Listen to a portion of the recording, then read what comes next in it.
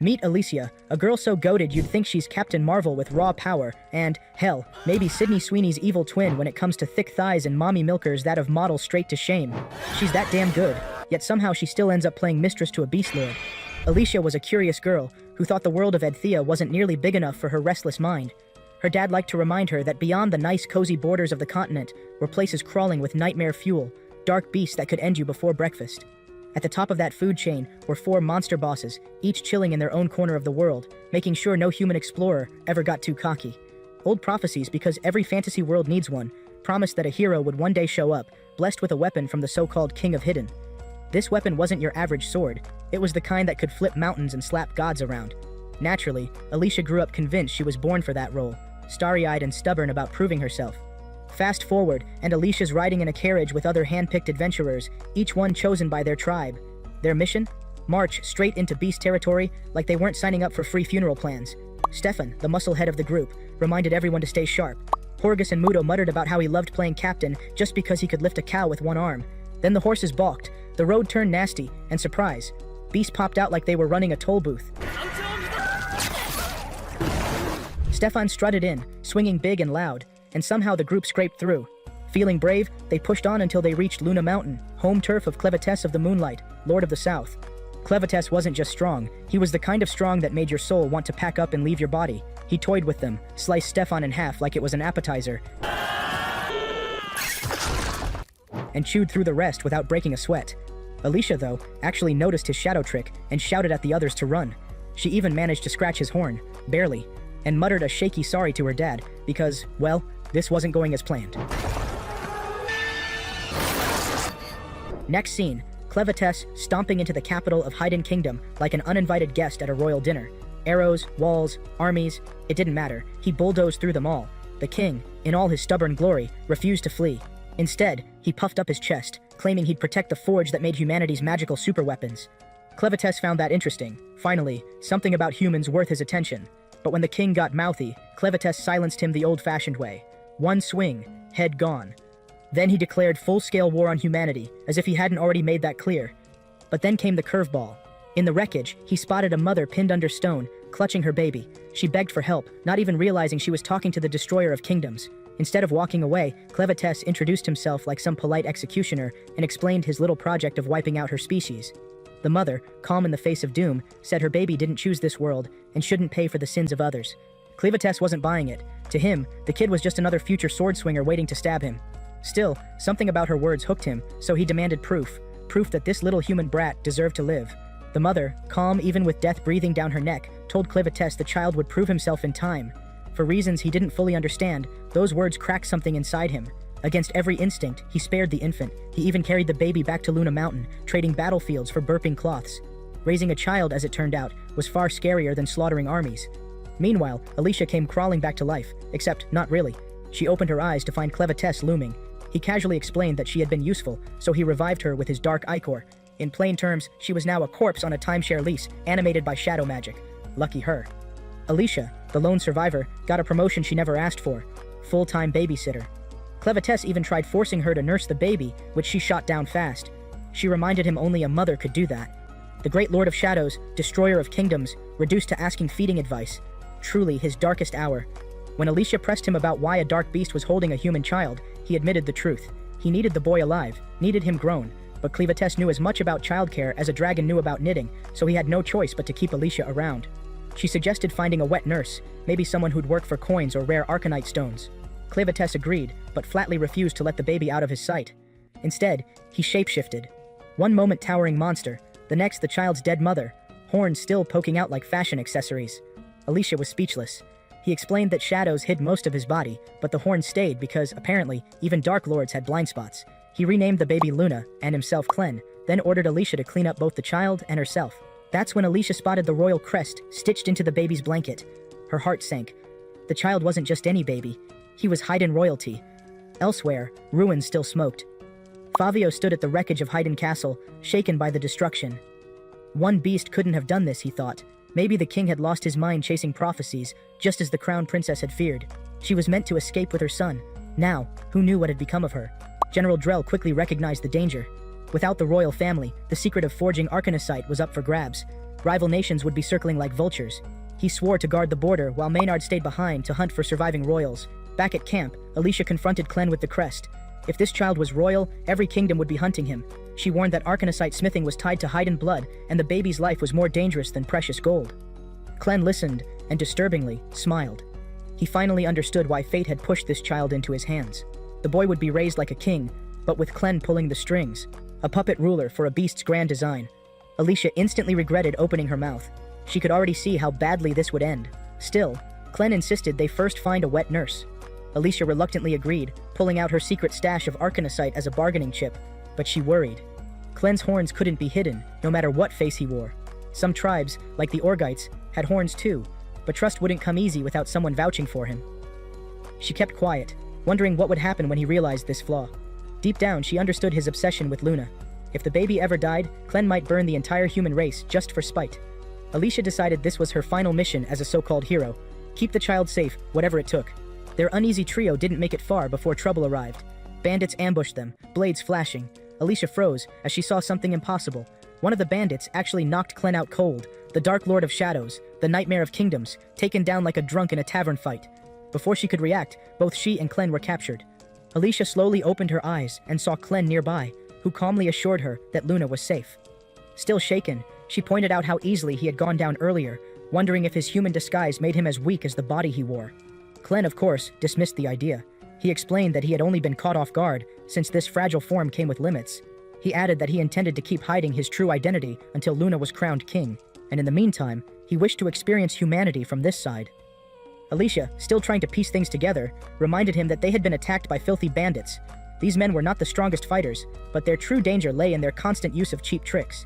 Soon enough, the captives were herded toward slavery, and when one of them tried to escape, he was killed on the spot to make an example.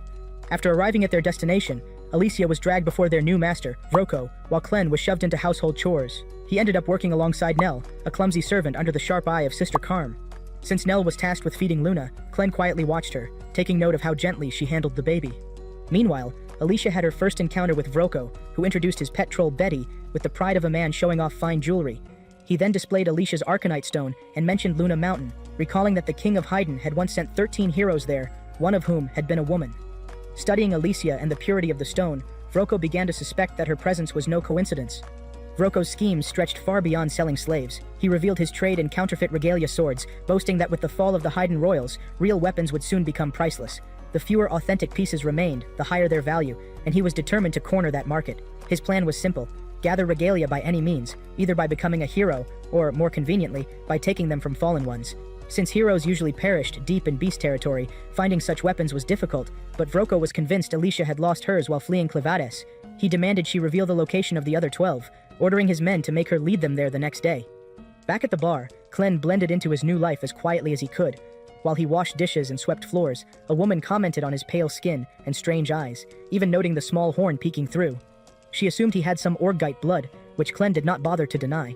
Instead, his attention stayed on Nell, who endured constant abuse while still caring for Luna.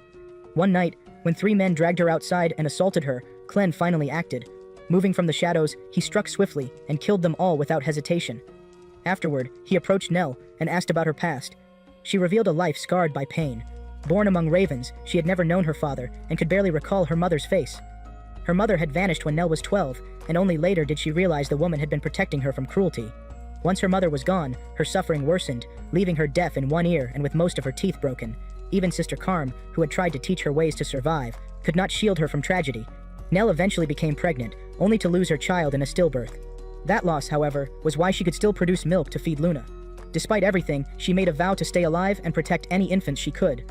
Her words moved Clem deeply, and he decided she belonged with their small group as Luna's wet nurse.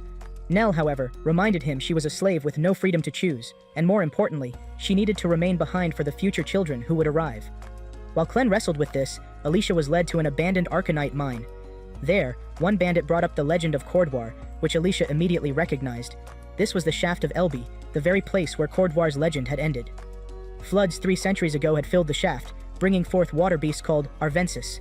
Even Cordoir, the strongest hero of his time, had been unable to defeat them, though back then he had solid ground beneath him. His weapon, the Stream Splitter, had earned its name when it sliced a waterfall in front of a king, and now the bandits wanted it. Alicia, bound at both hands and feet, was shoved onto a fragile bridge. Then Fido, the blind bandit, stepped forward and began preparing to strip her. At that moment, Alicia made her choice. Dislocating her own shoulder, she broke free of the ropes, lunged at Fido, and dragged him with her as she leapt off the bridge.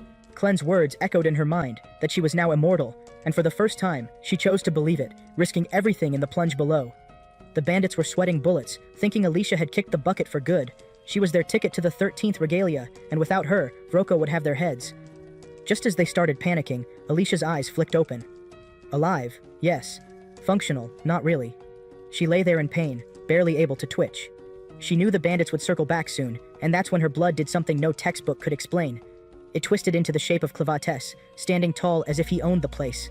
Alicia's brain short-circuited for a moment. He calmly explained that his body was basically built from the dark ichor keeping her alive. If it ran out, so would she. He could force it back and patch her up, but he hadn't. He wanted to chat first. While roaming around, he had found the perfect wet nurse for Luna, a woman named Nell. He tried hiring her, but she told him to shove off. Alicia pieced it together fast. Nell knew the Ravens didn't let anyone leave alive. The only chance she had was if the whole gang got wiped out. Clevatess thought about it but shrugged. He couldn't risk showing he had left Luna Mountain, so Alicia would have to do the dirty work herself. Then, without ceremony, he vanished back into her chest. When Alicia stood up, the bandits froze. Seeing her alive felt like watching a ghost walk out of its grave. They snapped out of it quick though, deciding they only cared about squeezing Regalia's location out of her. One guy rushed forward, but Alicia flipped the tables, snatched his eye patch like a trophy, and squared up. Meanwhile, Clen held Luna and promised to track Nell down again. He told the baby not to worry. Her godmother Alicia was tougher than she looked. After all, she was the only human ever to scratch his horn. Not the best bedtime story, but good enough. Back at the Ravens' hideout, Nell admitted to Sister Carm that she sometimes wondered about the world outside. Carm wasn't impressed. She said most women here had nothing but rotten memories from out there. She suspected Nell wanted out, but Nell brushed it off, claiming it was just curiosity. She even admitted Clen had offered her a way out. Vroko, ever the creep, was eavesdropping outside the door. Inside, Carm's jealousy boiled over. She slapped Nell and snapped that men tossed women aside once they weren't useful anymore, which was why women had to stick together. Her voice cracked with envy. Nell had been offered freedom before her, and she hated her for smiling about it. Then Vroko strolled in, asking about the baby, and dragged Nell away. Carmi cursed under her breath. Nell was the only one producing milk, and losing her would wreck everything. But her rant got cut short when Clen showed up with Luna in his arms. Carm claimed Nell ruined everything, but when Clen pressed her, her story started falling apart. Meanwhile, Vroko led Nell down a creepy hidden tunnel lit by lamps burning bug oil and melted arcanosite, what the locals now called magic. He bragged about mixing arcanosite powder with drugs to mess with dark beasts' minds. Just as Nell started piecing together his madness, the light blinked out. When it flared back, Betty was standing there. Nell froze. Vroko smirked and called her a traitor. Even wishing for freedom counted as treason here, and the punishment was death. Betty moved in, jaws wide. Nell's last sight was Clen and Luna as the troll's teeth closed around her. But something snapped. Betty suddenly gagged and spat Nell back out, trembling in fear of Clen. Vroko freaked, accusing Clen of using magic. Clen looked confused, so Vroko began his usual villain TED Talk. He explained how his generation invented the basics of modern magic, arcanosite mixed with herbs, and crushed fly larvae that fried logic, letting him control beasts. It only worked smoothly on female trolls for now, but he dreamed bigger. He lit a lamp with his magic, and released a scent that sent Betty berserk. She lashed out, striking Clen. He hissed in pain, realizing his current form made him fragile. He cursed Alicia for not warning him about this sorcery nonsense. While Clen struggled, Alicia was in her own mess. She cut through bandits left and right, but when her sword snapped, she bolted. 50 enemies on her tail was no joke, and immortality didn't make her invincible. Her wounds healed, but the ichor drained her faster than she could recover. If they caught her, things would get very ugly. She sprinted toward the lake, thinking of the legendary sword said to sleep beneath its waters. The bandits mocked her. No one had returned alive from those depths in 3 centuries. She spotted the beasts lurking below, grabbed an axe, and hacked down a scaffold. The structure toppled, dragging a crowd of screaming bandits into the lake. Slipping into the water, Alicia dumped all the air from her lungs before diving, making suffocation a slower process. She endured the crushing pain as she sank, eyes fixed on the prize. Darkness pressed around her as a barrel dragged her down. Just when she thought her chest would burst, she saw a faint light, the regalia itself. Hope sparked, and she stretched toward it. But before her fingers touched the hilt, a gigantic eye cracked open beneath her. She realized she had been resting on an ancient monster's body, not the lake's floor. The beast's jaws yawned open, sucking her inside. Yet even as she was swallowed, Alicia clutched the regalia tight. Her father's words echoed in her head. She might lack brute force, but no one could handle a blade like she could. The weapon blazed in her grip, flooding her with new power. With raw will, she carved her way out of the monster's mouth. The regalia's water element boosted her speed, letting her zip through the depths. She sliced smaller monsters to ribbons, but the ancient beast was simply too massive. She shot upward and broke the surface, gasping for air. Bandits watching from shore nearly fainted at the sight of her alive. Then the lake exploded. The monster surged up, devouring the bandits like popcorn. Alicia fended off its attacks with her glowing blade, but she knew better than to waste her energy. She withdrew, ignoring the desperate screams of surviving bandits. She made it clear, she wasn't their savior. Their crimes had earned their fate.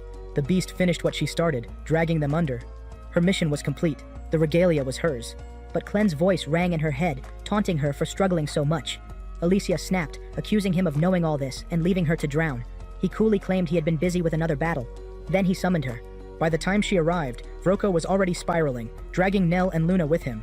He had pieced together the truth. Luna wasn't just a baby, she was the missing royal, and she could use magic. That knowledge made her priceless.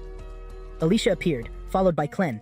When Vroko threatened to chop off Luna's fingers, Clen couldn't care less. Alicia, however, reminded him that even if Luna's body healed, the trauma wouldn't. She played the diplomat, offering Vroko the regalia in exchange for the child.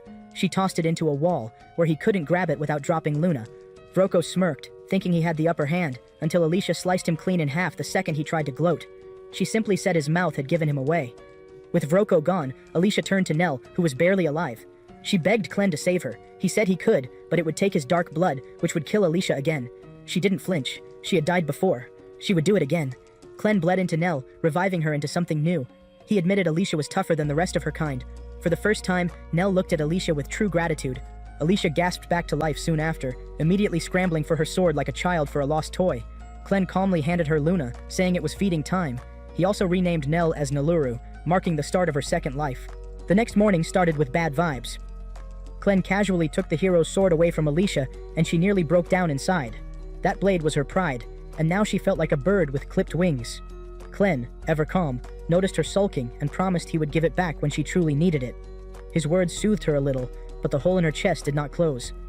Right then, Nell appeared, bags packed and ready to leave. Alicia blinked, watching her haul heavy bundles as if they were feathers. For a second, she wondered if Clen had secretly swapped Nell's bones with those of some giant warrior. The thought unsettled her, but she kept her lips sealed. Still longing for a weapon, Alicia perked up when Nell reminded her about the leftovers in Vroko's desk. Just hearing that made Alicia's heart race again. She asked Clen if she could pick one, and he gave her permission with his usual detached stare. Inside, though, he mused that Alicia was brave, but painfully naive. Foolish, even. Yet he couldn't deny she had wiped out an entire gang of bandits, which was worth a sliver of respect. Nell, meanwhile, stood gazing at the empty ruins. She murmured that while this place had never given her joy, it had been home once, with her mother, and now its silence cut deep. Before the air could grow heavier, trouble dropped from above. A stranger struck without warning. Alicia, clueless at first, kept rummaging through the desk until she found coins, scraps of armor, and a sword. She grinned like a child with candy, only for her mood to shatter when Clen came crashing back inside, bruised and cursing the weakness of the body he controlled. The attacker stepped forward, and Alicia knew instantly that he was dangerous. She gripped her new sword, ready for the worst. The man slashed at her, his first strike barely grazing her, but his speed spoke louder than words. From the air, he rained blows, and Alicia could only block with desperate effort. Then he pushed her clean out of the building with a gust of wind. She hit the ground hard, stood back up, and glared. He announced he was only after the boy, not her, and offered her a chance to walk away. She refused with fire in her voice, declaring that he was insulting the title of hero. The man chuckled coldly, calling her stubbornness suicidal. Alicia steadied herself, thinking maybe she would need the hero's sword again. She emptied her thoughts and focused. Suddenly her blade shifted in her hands, power coursing through her. She charged in for a decisive strike, but Clen stepped in, freezing her body with his control and snapping her out of it with a soft punch. He calmly explained that the man had only attacked out of misunderstanding. If she had continued, the counterattack would have ripped her apart. Alicia stayed silent, realizing she had nearly signed her own death slip. The attacker then spoke. He was searching for Vroko, chasing rumors about someone controlling a dark beast. Catching Nell's scent, he suspected her. Clen quickly sent Nell outside, then ordered Alicia to stay put. He explained that this so-called man wasn't human at all, but a dark beast under a powerful illusion. Only Zavtir, the Dark Beast Lord, could bend reality like this, and Zavtir happened to be Clevatess's bitter rival. The intruder's eyes narrowed. He demanded to know Clen's identity. Clen dodged the truth, posing as Clevatess's servant.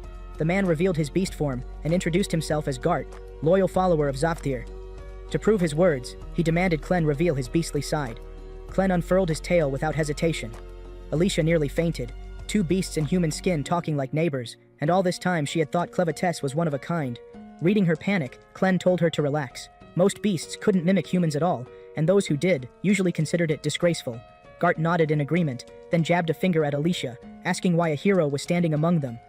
Clem explained she was under his control and served as his little research project. Gart accepted that answer and moved on to business. He explained that Zavthir's children had gone missing, and strange potions were left at the scene. Suspecting humans, Zavthir sent him to investigate, giving him full permission to annihilate any guilty parties. Clem frowned. If Zavthir was already acting, the game was bigger than expected. Gart added that in the southern mountains, more beast children had disappeared. Clem admitted to killing Vroko and the dark beast linked to him, but also revealed that human children were vanishing too. Even Vroko, who lived to terrify others, had been scared of whoever was behind it. He spoke of Nell's 3 lost children, victims of cruel rules where newborns were sold off and births forbidden. Putting the pieces together, Clem concluded that the children, human and beast alike, were being taken for their magical potential. Alicia remembered something then. She explained that while she herself couldn't use magic, she knew people who could. Wizards. Unlike swordsmen, they fought with spells, and wars now tilted on how many wizards stood on each side. She recalled the first general to bring wizards onto battlefields, General Drell of Bolate, the infamous dragon slayer, the same man who had killed her father. The scene then shifted. Bolate's army marched, led by General Drell himself, targeting the kingdom of Haydn. The Eslin camp buzzed with tension as Commander Rudd counted only 6,000 men against Drell's larger force. Reinforcements were still days away, and no reply had come from Haydn. Then news struck like lightning. The east gate had been opened from the inside. The traitor was Maynard, Drell's personal wizard.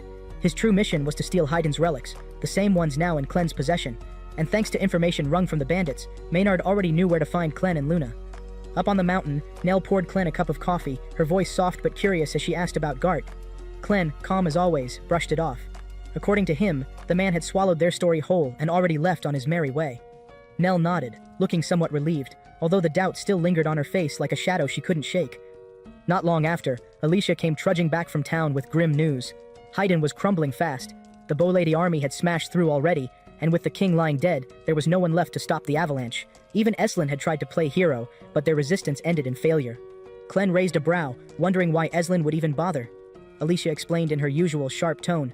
Eslin had always been Bolate's enemy, and Bolate's eyes were fixed on the legendary weapons forged by Haydn's royals. If Bolate grabbed them, the balance of power would shatter. Eslin, though weak in magic, couldn't risk those weapons falling into the wrong hands. The problem was, Haydn had no mages to guard them anyway, thanks to a late king who thought banning magic was a genius idea. Meanwhile, Nell quietly slipped a cup of coffee into Alicia's hands, and Alicia lit up like she had just found gold. Coffee in these parts was rare, practically a luxury, and she cradled it like a treasure chest. After that, Nell excused herself to feed baby Luna, leaving the stage to Clem and Alicia. Alicia praised Nell warmly, her admiration written all over her face. Clem, however, didn't like the way she looked at Nell. He cut in, warning her not to get any strange ideas. Alicia nearly snapped, offended at the absurd thought. She reminded him sharply that the world was burning, and this was not the time for his paranoid matchmaking. Her voice then shifted, colder, heavier.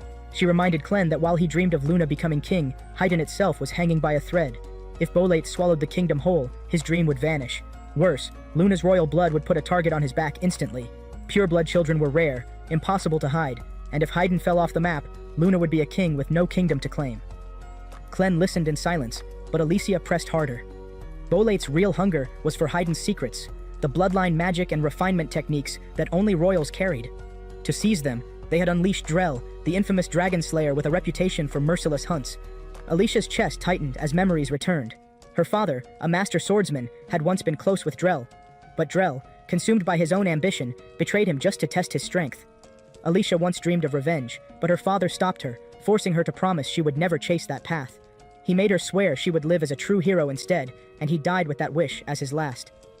Now standing in the present, Alicia begged Clem to help protect Haydn. For her, saving the kingdom was the only way forward. Clem almost laughed at the irony, admitting he never thought he would end up defending the same land he once swore to burn. Yet Alicia's stubborn determination stirred him. She even offered to go with him, but he shut her down quickly. If she tagged along, the world would see a demon king walking with humans, and all his careful plans would fall apart. He insisted she stay behind, guarding Luna and Nell instead. He reminded her of her own vow. She had promised never to fight Drell, because that road only led to ruin. Alicia clenched her fists, fire burning in her chest.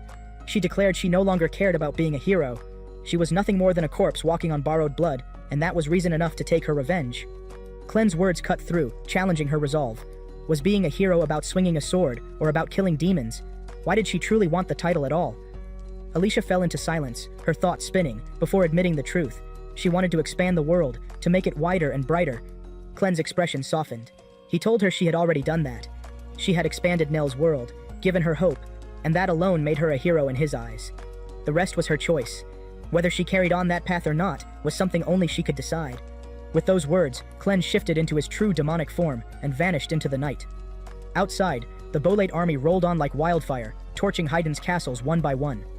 Eslin's soldiers chased after them with everything they had, but the tide was against them, and every step only dragged them deeper into despair.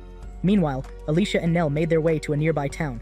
They arrived just in time to see the locals dragging one of Rocco's old thugs across the square, beating him within an inch of his life.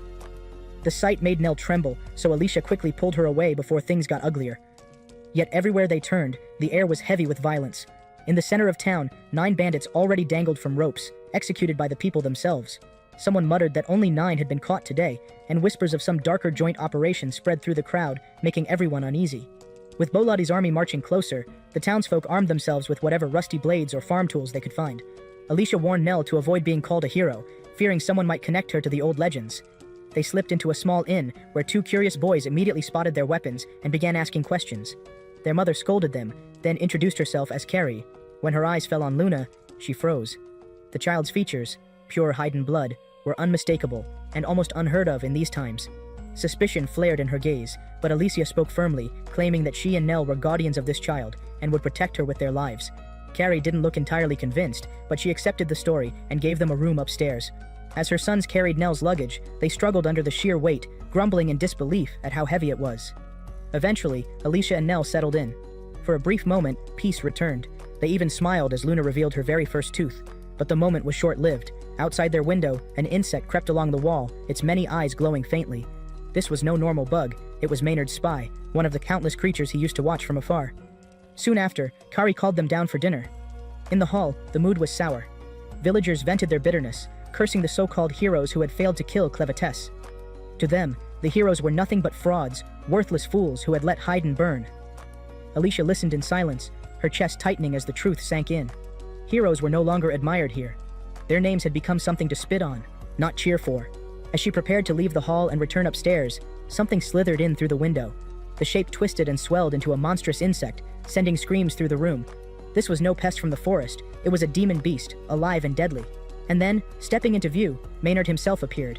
His cold command froze the crowd. No one would move without his order, or the insects would rip them apart. Alicia reached instinctively for her sword, only to feel the sick drop in her stomach. She had left it upstairs. Panic spread when one desperate villager dashed for the door, only to be slaughtered instantly by the swarm waiting outside. The entire town was surrounded. There was no way out. Kari, shaking but unyielding, demanded to know what Maynard wanted. He smiled with pride, declaring himself the supreme wizard of Bolate. His purpose was simple. He had come to confirm a rumor that a royal child of Haydn was hiding among them. Before Alicia could respond, a scream tore through the inn. It was Nell's voice, shrill and terrified. Upstairs, another wizard, Nai, had already ensnared her with her magic. Alicia's heart froze in her chest. Nell's face turns pale as she stares at Nai, stammering about the Bolade army and how this woman even managed to sneak into the second floor. Nai, however, has no interest in small talk. She cuts her off with a smug grin, proudly declaring herself one of Bolate's top wizards. To prove her point, she shows off her flashy trick. By controlling iron, she can pull or push metal as she pleases. With a massive axe in her hand, she explains that repelling it lets her soar through the air as if the weapon itself were her wings. Subtlety clearly isn't her strong suit. Her gaze then sharpens on Luna. Without hesitation, she pulls out a small sphere of medicine. The pill, she claims, reveals magical talent, turning eyes to another color if it exists, but killing the unlucky soul if it doesn't. Without pause, she moves to shove it into Luna's mouth. Nell snaps. Panic and fury collide as she screams for Nai to stop, thrashing violently against the restraints. Her voice is so raw and desperate that Alicia downstairs instantly knows something is wrong. She bolts for the stairs, only to find Maynard already waiting. His swarm of insects floods the hallway, cutting off her path as he launches a merciless attack. Maynard taunts her between strikes. To him, her identity means nothing. Whether she's a watchman's brat or something nobler, all that matters is she's marked for death. Meanwhile upstairs, Luna resists the poison with stubborn force, while Nell continues to fight like her life depends on it, which in truth, it does. Nai laughs at the effort, mocking her as if resistance were a child's tantrum. Her iron restraints, she boasts, could withstand 2 raging bulls. To her, Nell is nothing more than a fragile doll trying to snap steel chains. But Nell proves her wrong. With a guttural cry, she hurls the heavy iron bed frames across the room. The sound of metal crashing makes even Nye blink in disbelief. At the same time, Alicia narrowly dodges Maynard's insect strike and answers with a vicious kick, sending one of his crawling beasts splattering against the wall. For a brief instant, Maynard falters. Recognition flashes in his eyes. He remembers exactly who Alicia is. Nell, however, collapses in exhaustion, drained from her impossible feat. Alicia stares at the broken restraints, stunned by the raw strength Nell had unleashed, then quickly snaps back to reality. There's no time to waste. She whispers urgently that they must escape with Luna, no matter the cost. Until Clem returns, protecting the child is their only mission. Maynard answers by summoning another wave of insects, choking the room in writhing black. Alicia doesn't hesitate. She grabs Nell's arm, urging her to trust her, and leaps straight through the window. Mid-air, her blade flashes, cutting a clean path through the swarm. They hit the ground hard but alive, sprinting away with Luna clutched safely. Nye, livid, swings her axe to cut them down, but the chaos of Maynard's insects blocks her own attack. Alicia notices instantly. The swarm isn't chasing beyond the inn. It was ordered only to cage the town. Taking advantage, she drags Nell toward the forest. Hiding out there, at least, gives them a slim chance. But the forest offers no comfort. Shadows crawl along the trees, and more insects reveal themselves, circling once again. Alicia pants heavily, admitting to herself that she can't keep burning through her strength. Her cutting technique won't hold forever. If she pushes too far, they'll all die. Protecting Luna comes first, so she steels herself and begins searching desperately for a shelter the bugs cannot touch. Back inside the hotel, Nye hangs her head in frustration. She admits to Maynard that their prey slipped away. Maynard, of course, wants to know if she at least tested the boy's magic. She admits she didn't, grumbling that the strong girl blocked her. Maynard only smirks, finally admitting what they both know. These weren't ordinary opponents. Then he lays it out. The girl with the sword and the eye patch is none other than Alicia, the daughter of the hero. He remembers well the battle where General Drell clashed with Alicia's father. He had seen it with his own eyes, and now he is certain. Luna isn't just some random kid. No hero's child would travel with anyone ordinary. His excitement boils over. Laughing with cruel delight, he gathers the townsfolk into the square. The people, however, are not cowed. Armed and angry, they stand their ground. They demand answers, shouting that they will not bow to bugs and accusing the Bolate soldiers of trespassing on their land. Maynard's reply is ice cold. If their king hadn't gambled his throne away, the Bolate army wouldn't even be here. He insists they've come to save them, because the Dark Beast King has already attacked the capital. If that monster returns, every land will fall, and no villager has the strength to resist. Therefore, in his mind, Bolate soldiers are the only true saviors. The villagers aren't buying it. They spit his words back at him, calling him a liar. They accuse him of unleashing the bugs and even killing one of their own. Maynard answers with a mocking apology, as if stepping on someone's neck was an accident. He explains that the one who died was caught in the chase after a sworn enemy of mankind, one of the 13 heroes spreading chaos. Then he urges them to prove their loyalty by helping capture Alicia. Far away, another battle rages. The Bolate army tries to cross a river, not realizing Aslan's forces are lying in wait. Commander Rod raises his enchanted spear, the Frost Flower, and freezes the river solid, locking enemy troops in place. The spear once belonged to Hero Royce, who had used it to crush an army of dark beasts. Now Rod shows the same mastery, but General Drell is no fool. He realizes the trick. Rod had already stationed wizards to cool the river, making the dramatic freeze possible. Drell dismounts as his horse is frozen beneath him, and he charges Rod directly. The clash is brutal, spear against sword. Rod accuses Drell of being a slave to the world's chains. Drell responds by awakening his blade, summoning a massive spectral dragon claw that smashes Rod away. Aslan's men try to defend their commander, but Drell unleashes raw power that blasts through friend and foe alike. To him, the weak don't deserve to exist in this world. He rants about destroying legends, those hollow stories that drove men to fight hopeless wars. He intends to rewrite that destiny. Even so, he spares Rod, telling him to live long enough to watch the world's change before driving his army forward. But then, the battlefield shakes. A roar like thunder splits the air. The dark beast Lord Clevatess descends, and his presence alone drains courage from every soldier. He confronts Drell directly, demanding to know the source of his twisted magic. Rumors have long whispered that humans were stealing children, human and dark beast alike, to forge forbidden powers. Drell mocks him, amused that a lord would come merely to ask questions. Clevatess, however, doesn't smile. He warns that any who trespass into his domain will meet the same fate as the nation's late king. That, he declares, is the law of the world. Drell laughs at the notion of laws written by monsters. He raises his sword to fight, but before he can swing, Clevatess's tail pierces clean through him. Yet even in that moment, Drell reveals his trap. With a wicked grin, he casts a hidden spell, sacrificing his body to cage Clevatess inside a sphere of dark blood. With his sword fused to his new form, he declares that not even a dark beast lord can break free quickly.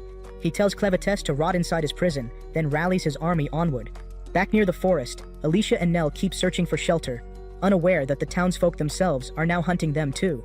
Soon enough, the villagers found the hidden shelter where Alicia and Nell had been hiding. Their voices came sharp with anger and blame, like they had been saving it all up for this very moment. They claimed they had always known this place since childhood, and now they acted like Alicia had dragged misery onto their heads just because she fought the Demon King. They demanded she step out and accept her punishment like some criminal on trial. Their words cut deep. They mocked her, spat that heroes were useless, and dumped every ounce of trouble in the world onto her shoulders. A few hotheads even threatened to drag her out by force. Nell, though her eyes betrayed fear, still stepped forward.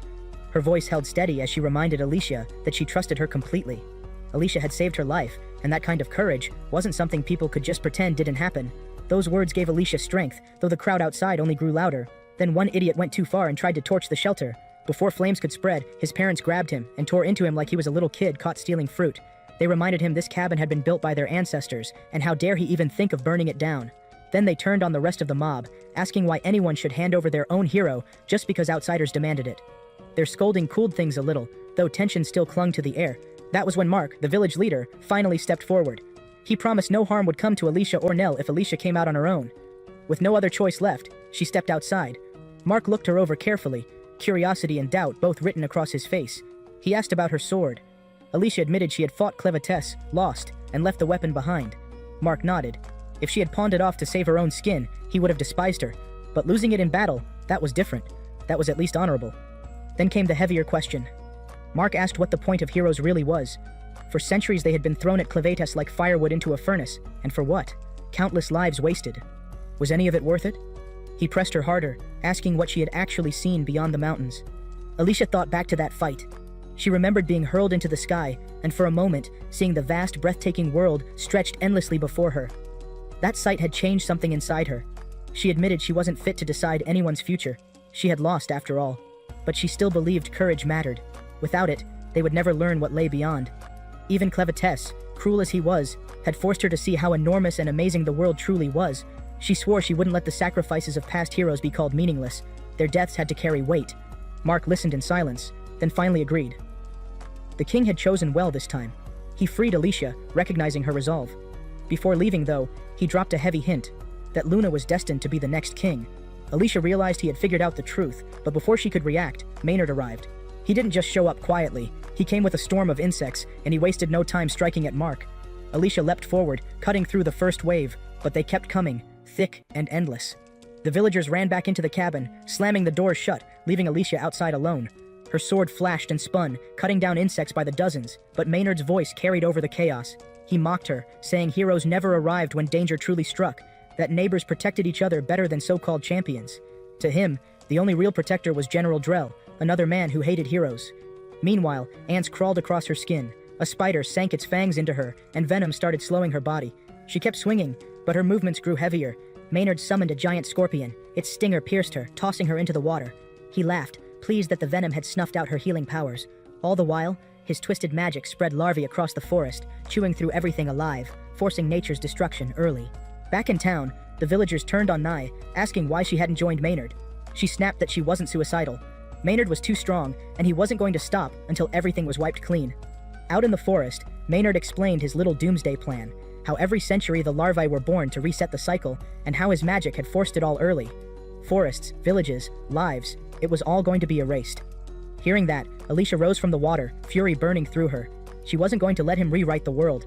She charged again, but cocoons burst all around, releasing swarms upon swarms of fresh insects. They drowned her completely.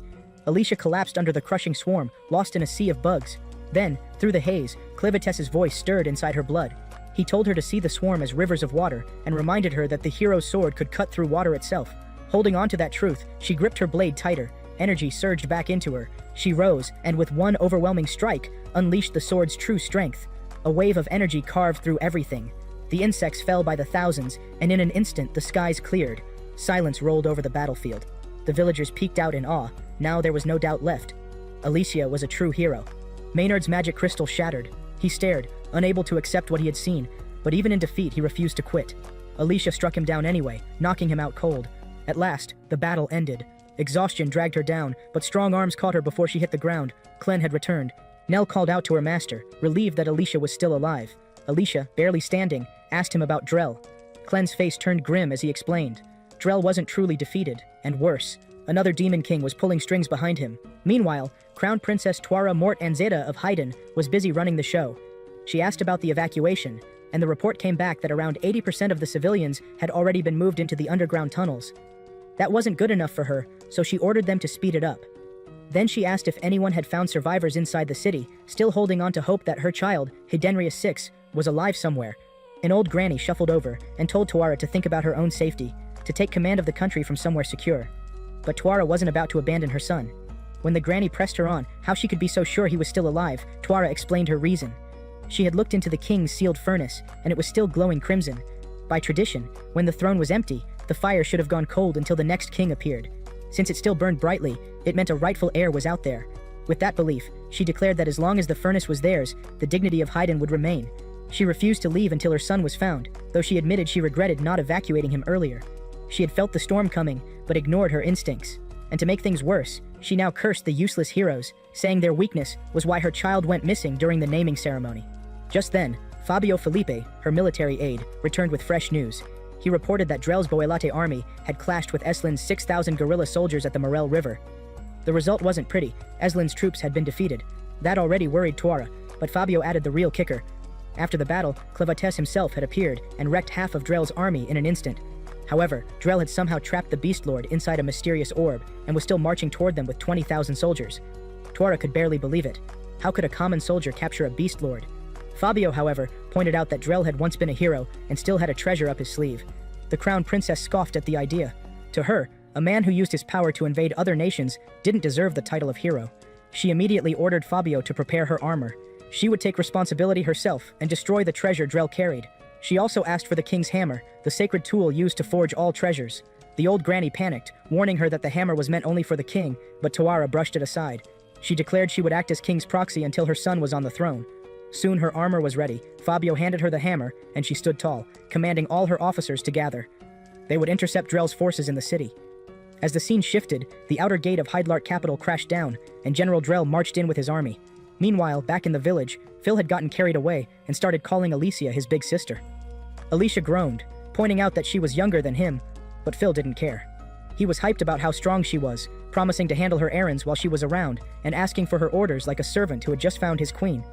Of course, that peace didn't last. Alicia and Clen soon slipped into one of their usual spats, while Naya butted in, complaining loudly. She whined about why she had even been dragged along, said her knees hurt, and claimed listening to them argue was torture. When asked why she got captured so easily, she gave the most pitiful excuse possible. She admitted she was physically weak and that her guards had been flattened instantly. Alicia eventually turned serious and told Naya to answer truthfully. She asked if Naya knew anything about Drell's connection to the Dark Beast Lords. When Naya looked lost, Alicia explained further, asking if she had seen blood oozing from his body and moving on its own. The girl winced, saying it sounded disgusting, but Clen confidently confirmed it. That was why he had come back. Drell was using blood magic. He claimed Drell was just a pawn, and they needed to dig out the one pulling the strings. Alicia mentioned Zavtir in the west, Laswell in the east, and Voden in the north, but Clen shrugged, saying it could be any of them. Since they had the guts to challenge him, he'd make sure they regretted it. Alicia then asked why he had abandoned his body, and Clen casually revealed that the one left behind wasn't his real body, but just a shadow fragment. It was a trick to fool others into thinking he was defeated, so he could move around freely. He also explained that even if he had killed Drell outright, the real mastermind would never show themselves. Nayi, frustrated at being ignored, finally shouted over them. She confessed that she hadn't understood a single word of their discussion, then revealed her actual mission. She had been sent to retrieve the air so the furnace could be activated. After saying this, she broke free, shot into the sky, and on the way, she spotted Phil and his brother moving Nell with the baby. Noticing that the cart had a metal wheel, she hijacked it, knocked out the brothers, and lifted the entire cart into the air with Nell and the child inside. She planned to fly them straight to Hydlard. But before she could celebrate, Clen appeared right in her path, and Alicia pointed her sword straight at her. Alicia announced that Nia had walked right into their trap and warned her not to try anything stupid since her sword wasn't made of simple iron. Down below, the brothers looked up in relief at their hero on the cart and told her to stay safe. The villagers also sent their goodbyes, trusting their fate to her. Clen couldn't resist mocking Alicia for calling herself a hero, while Alicia insisted that she really was one this time. She argued she had saved the village, but Clen reminded her that none of it would have been possible without him. Even Nell seemed torn, admitting she couldn't believe she was holding the prince and doubting whether someone like her was fit to care for him. Clen told her not to be ridiculous. Status, he said, was based on strength, and she was far stronger than any normal human. He advised her to crush anyone who dared call her filthy. The bickering between Alicia and Clen carried on, but soon they finally reached the mountain. Just before they arrived at the city, Clen warned that he would stay hidden and wouldn't help, ordering her to conceal her magic blood. Alicia seethed with rage, already thinking about the man who had killed her father. When they flew over the city, the battle was already in full swing. Drell was tearing through soldiers with his weapon, every swing destroying everything in sight, and his eyes burned like those of a demon. Alicia spotted him and demanded to be taken down.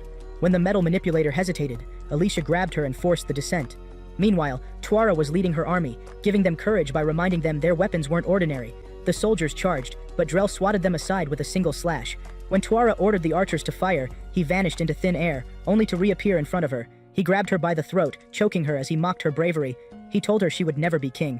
Tuara admitted she lacked pure royal blood, and Drell sneered, calling her a fake. According to him, only the purest line had the right to rule, and if it ever ended, the collateral branches would step up. To him, that was simply the law of the world.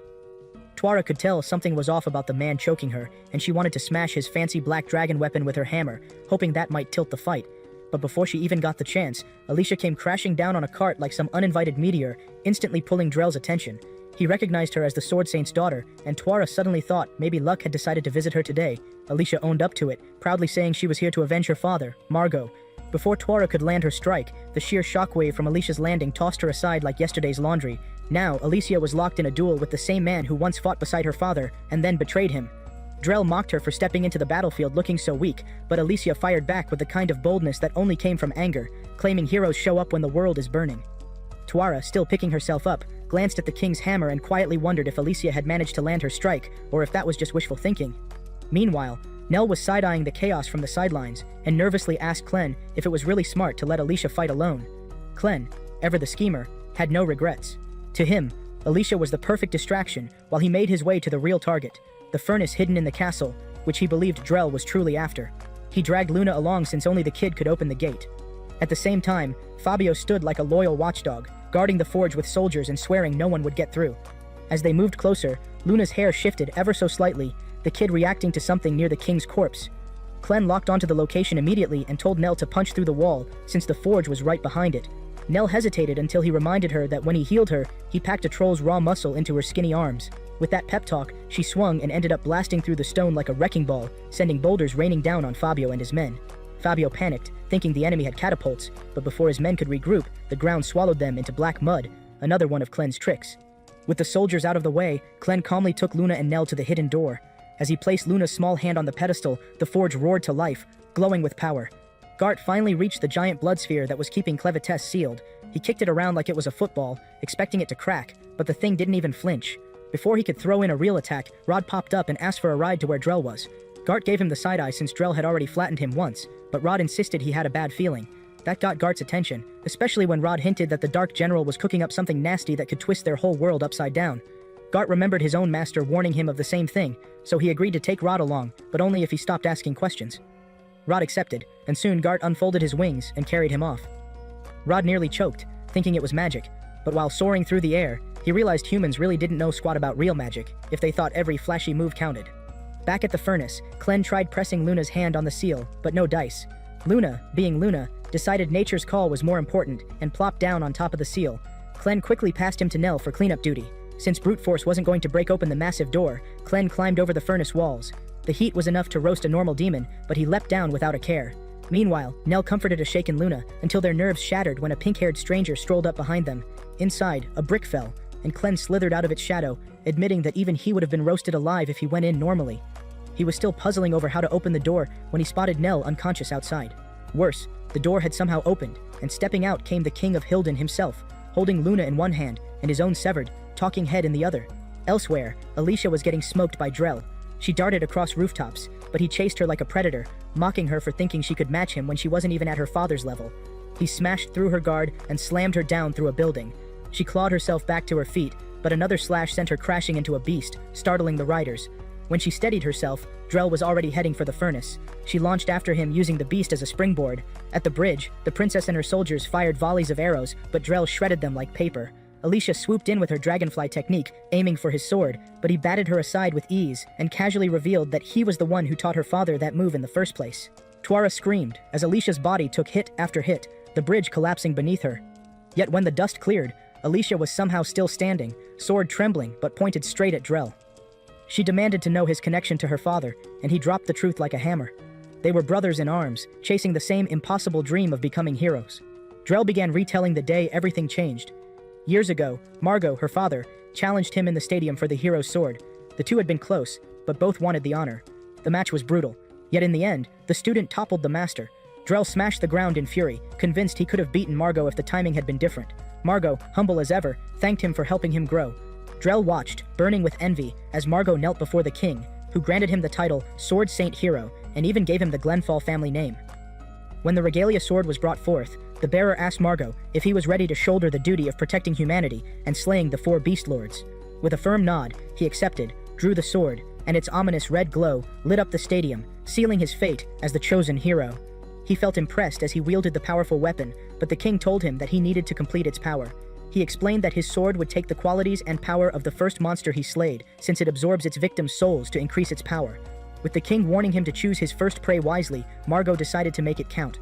In a noisy tavern, he told Drell that hunting some weak demon would just make his new sword weaker, so he wanted something big. When he casually mentioned the Northern Dragon, Drell nearly spat out his drink. That dragon wasn't just any beast, it was the Guardian of Vaudin, one of the top beast lords. The whole tavern started staring, so Margot told Drell to calm down before he blew their cover. Drell pressed him about fighting such a monster with an incomplete sword, but Margot explained that killing the dragon was exactly how he'd gain the strength to stand against the Beast Kings. To Drell, it sounded like his junior had lost his damn mind, but as Margot walked off to gather a party, he couldn't shake the thought that maybe the kid really could pull it off. On the way out, they bumped into a group of hooded weirdos dripping with mist. One of them rang a bell and wished them luck. When Drell asked, Margot brushed them off, calling them creepy chemists who believed fairy tales about cutting mountains with magic. Later, they reached the dragon's frozen lair. The beast circled overhead, raining fire whenever it felt like it. Right in front of Drell, it burned the last of their comrades alive, leaving only the 2 of them. Drell yelled for Margot to run, but Margot refused, saying they'd never get another shot like this. He told Drell to use his dragonfly technique to fling him at the dragon. Drell reluctantly agreed, slashing hard and launching Margot upward.